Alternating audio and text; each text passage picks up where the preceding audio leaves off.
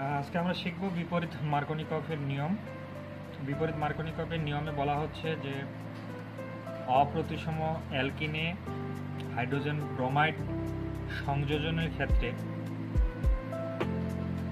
অপ্রতিসম অ্যালকিনের দ্বিবন্ধনযুক্ত যে কার্বনে বেশি হাইড্রোজেন পরমাণু থাকে সেটিতে বিকারকের ঋণাত্মক অংশ অর্থাৎ ব্রোমিন যুক্ত হয়। এটিকে খারাসের পারঅক্সাইড ফলাফলও বলা হয়।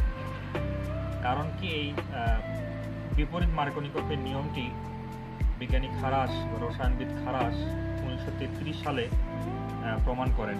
এই বিক্রিয়াটি বা এই বিক্রিয়ার রিঅ্যাকশনটি তিনি প্রমাণ করেন 1933 সালে। তো এই সংযোজন বিক্রিয়াটি ঘটানো হয় মূলত জৈব পারঅক্সাইডের উপস্থিতিতে। আমরা জানি এক্ষেত্রে একটা জিনিস আমাদের জানার বিষয় যে অপ্রতিসম অ্যালকিন কাকে বলে। অপ্রতিসম অ্যালকিন জিনিসটা কি, যে অ্যালকিনের কার্বন পরমাণু দ্বিবন্ধনযুক্ত কার্বনের এক পাশে যদি কার্বন পরমাণুর সংখ্যা কি থাকে, ভিন্ন থাকে। দেখো এখানে আছে CH2, এই পাশে কিন্তু আমার কোনো কার্বন নাই, কিন্তু বাম পাশে এই কার্বন দ্বিবন্ধনযুক্ত কার্বনের বাম পাশে কিন্তু একটা CH3 মিথাইল মূলক আছে, অর্থাৎ কার্বন পরমাণুর সংখ্যা ভিন্ন আছে দ্বিবন্ধনযুক্ত উভয় পরমাণু দুই পাশে।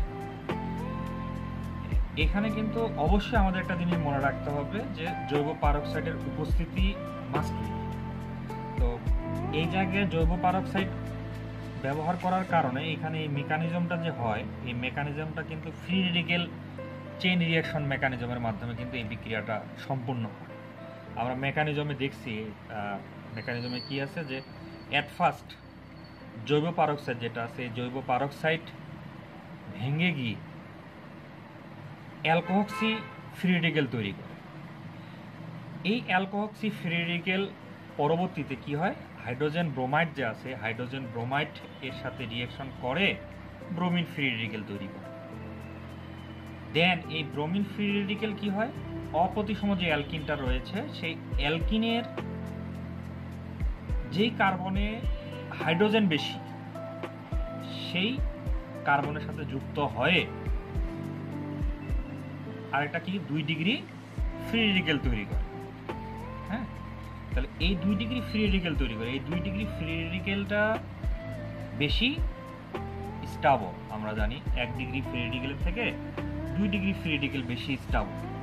এজন্য কিন্তু 99% আপনার যেই জায়গায় যে কার্বনে হাইড্রোজেন বেশি আছে সেই কার্বনে গিয়েই কিন্তু এই ব্রোমিনটা সংযুক্ত হয়। কারণ মেকানিজমে দেখতেছি আমরা 2 ডিগ্রি অ্যালকাইল হ্যালাইড বা 2 ডিগ্রি ফ্রি রেডিক্যাল তৈরি হয় বেশি 1 ডিগ্রি ফ্রি রেডিক্যাল।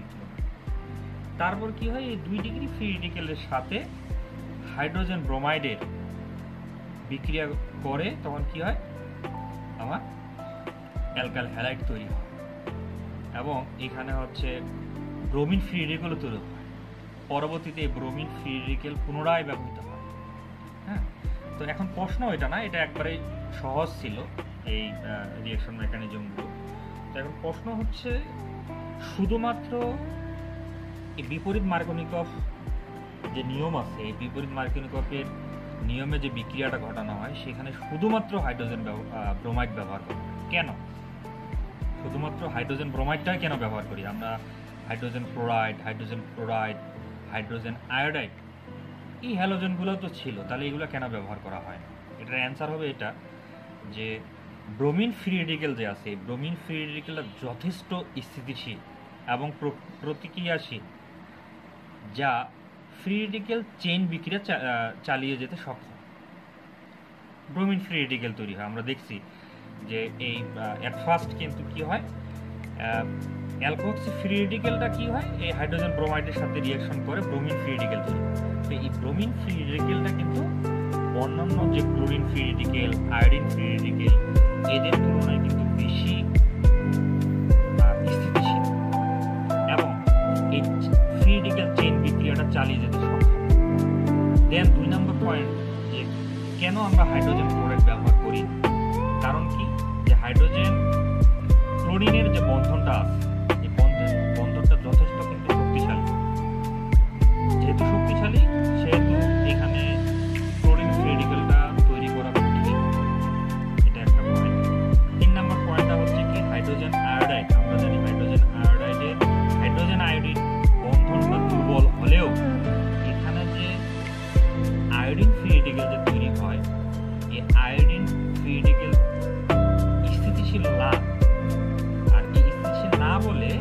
এটি কিন্তু ফ্রি রেডিকেল চেইন বিক্রিয়া চালিয়ে যেতে সক্ষম।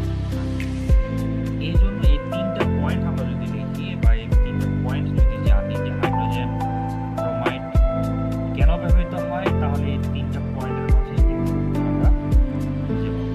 তাহলে এটা কিন্তু তোমাদের জাস্ট ইন্টারমিডিয়েটের বইয়ে শুধুমাত্র দেয়া আছে কি যে হাইড্রোজেন ব্রোমাইডেই ব্যবহার করা হয়, এখানে কিন্তু কারণটা দেয়া নাই। তো কারণটা এখানে তোমরা এই তিনটা পয়েন্ট তাহলে শিখে রাখতে পারো। এই তিনটা কারণে হাইড্রোজেন ব্রোমাইডটা আপনার হচ্ছে এই বিপরীত মার্গনিক নিয়মে বেশি ব্যবহৃত হয়। আজকে এইটুকুই। নেক্সট আমরা যোগাযোগের অন্যান্য প্রবলেম নিয়ে আলোচনা